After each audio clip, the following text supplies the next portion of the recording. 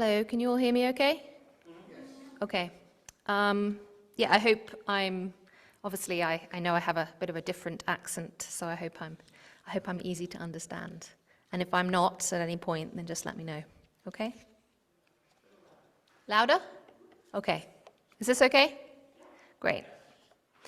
Okay, so thank you very much to Iris. So today I am going to talk about conflict between people in Renaissance England. Just like now, people in Renaissance England got into sometimes serious disputes with one another.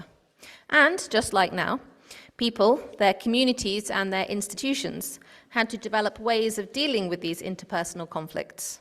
Although, as we will see, how they went about doing this in fact differs a lot from our present, as did, I think, the ways in which they understood their experience of both conflict and resolution. And I'm going to focus on one particular episode, one particular instance of conflict and of resolution that's kind of a bit strange and surprising, perhaps. And it's between several quite ordinary people, as far as we know, in the city of Norwich in England, in order to kind of explore some of these issues. Now, I know about, and I'm interested in this topic because the Renaissance is a period of history that I as a researcher focus upon, and I hope that you will find it interesting and worthwhile as well. But, well, as we say in England, it's horses for courses, meaning everyone likes different things, right? So, when did these events take place? When was the Renaissance?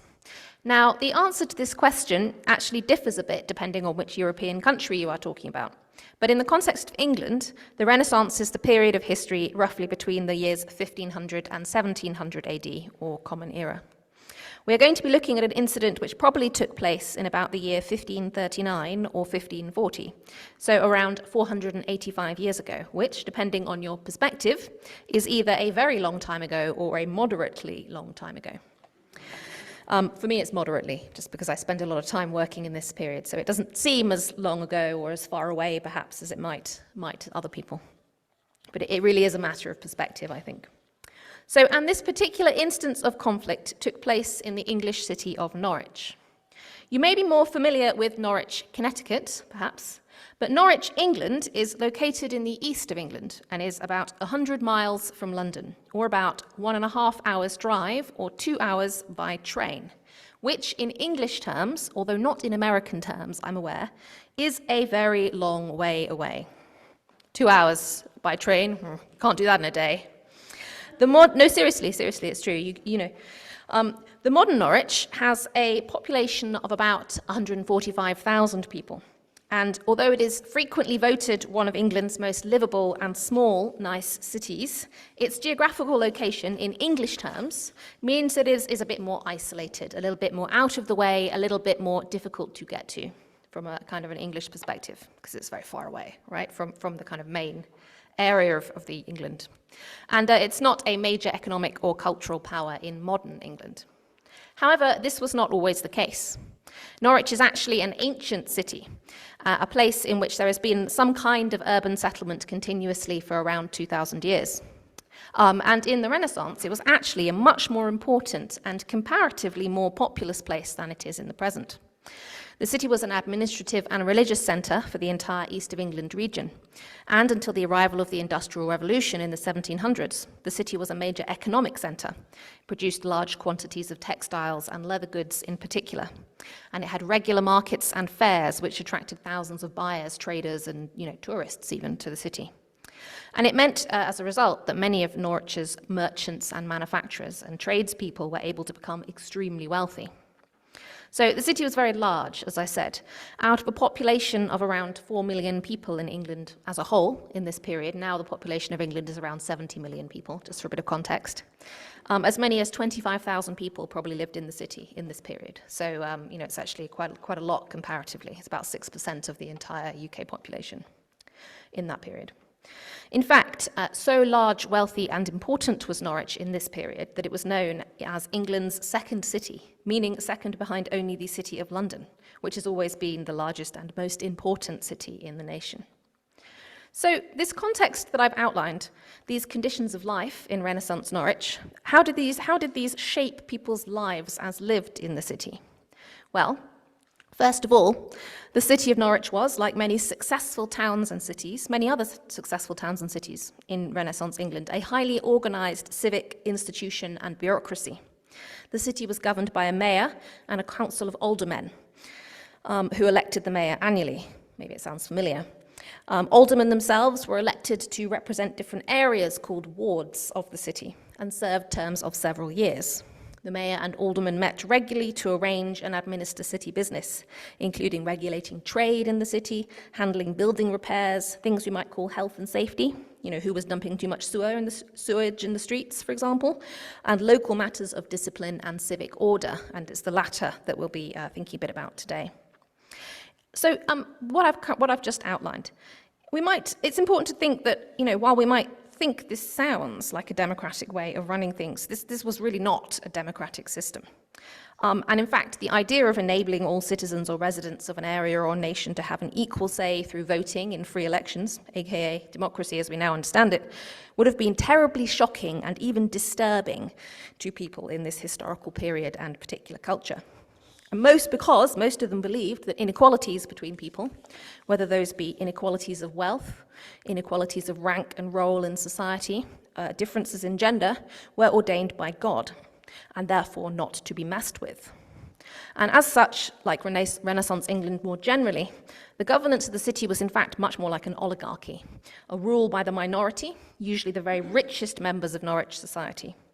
And so it's much more like that than any kind of recognizable system that we might note. Although there's sort of superficial similarities, and it's from these kinds of organizations that a lot of local governance is still practiced, in terms of the structure of it. So it also excluded a lot of groups, right? So women played no official role in this system, and obviously they had no actual vote, no actual participation. And people of modest means, that is to say, non-wealthy people and the actually poor would have had very little kind of say also. And so would foreigners, so-called, which meant in this period either those who were not English by nationality or those who were just from other areas of England. Both were foreigners in the eyes of those who lived in the city. To give ordinary people more say in who ran the city would have been, Renaissance people would have thought this was a very dangerous, chaotic, kind of disorderly idea, kind of going against the natural hierarchy of kind of arrangement as they believed ordained by God. So that's sort of just important to think about how this society was structured. However, that said, all societies have to have no matter how they're arranged, they all have to have some ways of dealing with disputes between different people, right? And this was also true in Norwich. And one of the major functions of the mayor and the aldermanic council was to provide a means for Norwich citizens to air and hopefully to resolve their interpersonal grievances. Now, while the most serious crimes, things like murder, sexual assault, some types of theft, sedition, kind of religious deviances, as they would have regarded them, were the responsibility of regional sheriffs and may have been referred up to a central London government, depending on the seriousness. The mayor and aldermen of Norwich handled local disciplinary and order issues, things like the violation of trade rules, violations of sanitary kind of practices, brawls, low-level fighting, slander, disagreements, claims of unpaid loans, marriage contracts that weren't carried out, illegitimate children, so on. Through a process called the Mayor's Court, which was a weekly session, usually held once weekly, sometimes held twice weekly, depending on how many issues there were to sort out, which was held in the official city Guildhall, which is basically just a town hall, right? And so at these sessions, offences would be investigated, people could air their grievances and accusations, and the mayor would decree, what was to be done, what the resolutions were to be done. And obviously this is a very, this is not a society that's based around kind of governance by majority, right? So this is, in a way, kind of an imposition of resolutions. But most people were kind of buying into this because that was how they understood the world, right? So having this kind of forum was especially important in urban environments like Renaissance Norwich. because the city's large population in this time period, and the fact that many people were always coming to Norwich to try and kind of economically better themselves, because it was very successfully economically. And this meant that many people lived in very close proximity to each other, or unimaginably close proximity, certainly by American standards. And they often shared housing, and they may have conducted business or trade in their living spaces. That was much more common. There was, not really a separate, workspace. People were often working in their homes. And in this period, there was also a very limited conception of the ideas of personal privacy, of individual freedom, self-expression in this period. And really a rigid conformity to social norms and practices was expected and also enforced to a certain extent. So as a result, you might well imagine, these types of social conditions created a ripe environment for certain types of interpersonal conflicts and disagreements to emerge. Many conflicts here in this period and in the city center upon the idea of reputation, right? The need to maintain a good name for oneself in one's social community. So in this society with little privacy, an expectation of conformity and a high degree of kind of religiosity, of religious practice, Renaissance people spent a great deal of time making sure that their neighborhood and communities thought well of them. And in fact, it wasn't uncommon, as we'll see, for people to make use of the mayor's court to publicly refute, which is to say, publicly push back against rumors or slanders that they believed were circulating about them. So you might ask, how do I and how can we know about all these things about Renaissance Norwich? How do we know how it functioned? How do we know about the kinds of concerns and issues that its citizens had? Well, in the case of Norwich, and in fact, in many towns and cities in England, as well as in Europe more broadly, we are very fortunate to have a lot of surviving written records from this period. So as I mentioned previously, Norwich was a very highly organised bureaucracy, and the city paid a team of officials and secretaries to keep detailed written records of all city business, official proceedings, budgetary decisions, correspondence, and similar. As such, we have nearly 800 years worth of written records about city business, which stretches almost without interruption from about the 1200s to the present. There are occasional years here and there that are missing, but generally it's pretty complete, which is really interesting. So that's really great, and I use this a lot. I use these materials a lot, and I've learnt a huge amount from them. When we think about these kinds of records, however, it's always important to be aware that the picture they give of the Renaissance give us of Renaissance people and how they lived is always and necessarily partial and limited.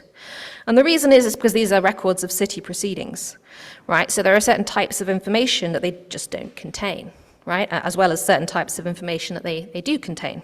But they don't say much, for example, about people's thoughts and feelings about themselves and the world.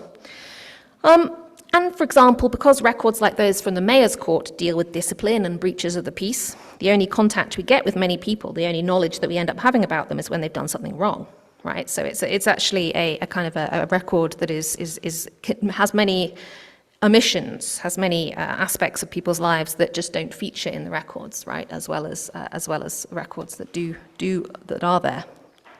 But let's turn to the particular incident that I'm discussing here. Now, this is found in a single document in a file that was called miscellaneous by later cataloguers, and basically this just means that it contains all kinds of stuff from different periods. They didn't really know what to do with it. We don't exactly know where it comes from, although it probably comes from the mayor's court. And we don't have any other sources for it. But it probably is, as I said, from a disciplinary proceeding in the mayor's court. And this document may be a kind of conclusion or resolution of that proceeding. It actually is quite difficult to read. I produced a kind of edited version for you because there's a lot of crossings out, a lot of erasures, a lot of insertions. So it's possible that it is a draft of an official document. Maybe this is the person who wrote it was taking notes while the person who was the subject of the document was talking, for example, and the person kept saying, "Oh no, I didn't mean that. In fact, I said this." Who knows? So, and what the document contains is both a confession and a statement of the outcome of the incident following on from this confession.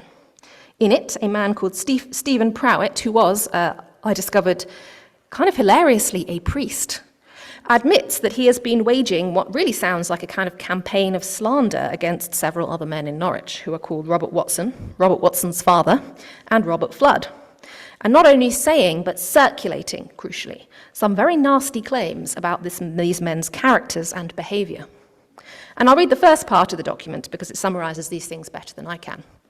And there's a handout if you want to look along as well. Oh, I'm sorry. So I will read the first part of the document because it summarizes things better. And it is on a handout for you as well that you should have.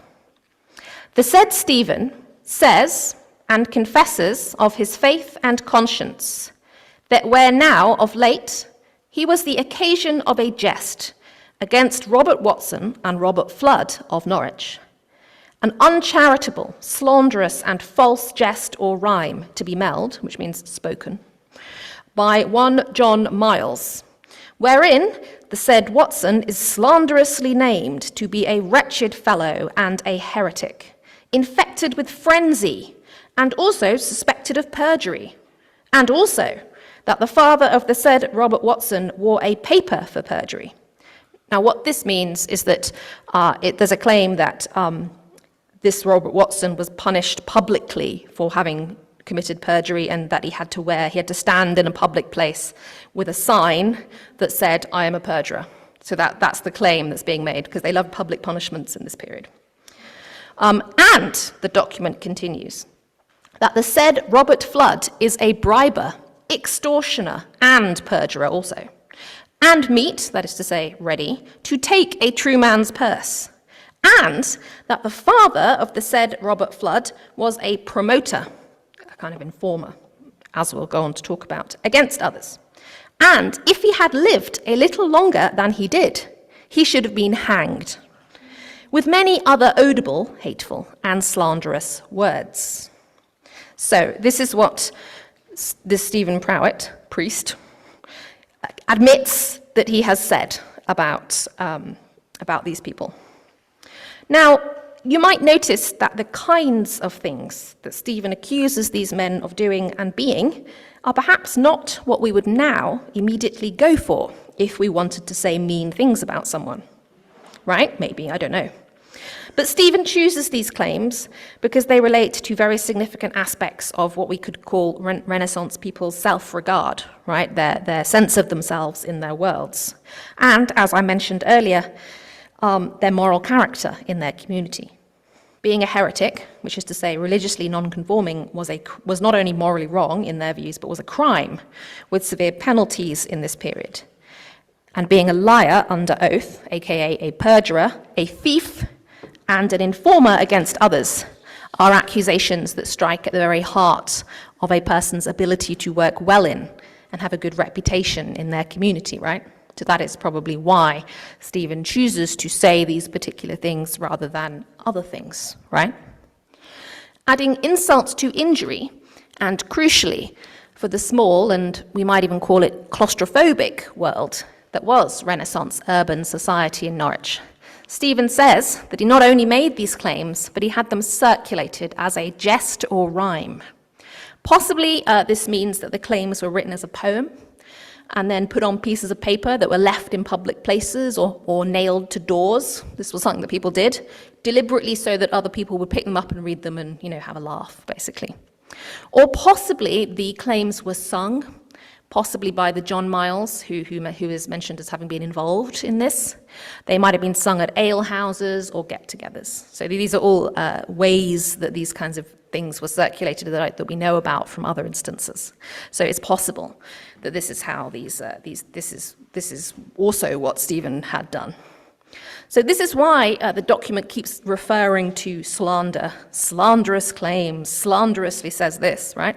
And the reason it says that is because slander in Renaissance England was a crime, not only of making knowingly false claims, but also of spreading those claims in a public way, right? So it's the knowing that their claims are false and the dissemination of the claims. And this is very carefully laid out. So Stephen says, yes, I said these bad things, and also then I deliberately went about making sure that other people knew about them. So this is obviously still a very bad thing to do, right? But in the reputationally focused world of Renaissance Norwich, this was a very, very bad thing to do. And the combination of lies and spreading lies is probably why this incident made it to the mayor's court. It was, officials and authorities were very keen on stamping these kinds of incidents down. Why Stephen did it? We don't know. That's something that the document never says. But he does say that he did it. right? But then the document continues, and it goes perhaps in an unexpected direction. And I will quote again from it. For which jest or rhyme, the said Stephen says that he is very penitent and plainly confesses that he caused the said jest or rhyme only of cruelty and malice, and that he never knew any such crimes or enormities, which is like deviations from moral behavior, against them, which is to say the men, nor any of them, nor knows anything by them or any of them, but that they be in fact faithful, true, and honest men. And for that he hath so maliciously slandered them, he asks God for mercy, and desires them, that is to say the men, to forgive him. And so they, which is to say the men, have. He desires them to forgive him, and so they have. And thus concludes this document. This may seem a rather underwhelming conclusion to the story, in fact, because Stephen makes all these super lurid claims, right? You know, and including saying that one of their fathers was so bad he would have been hanged had he not in fact died. You know, these are like very not nice things to say, right? But the document just says, well, Stephen said he did these things, and then he said he asked for forgiveness from them, and then they forgave him. The end. Case closed, maybe. So I think there are a few ways that we can understand this document or this incident, right?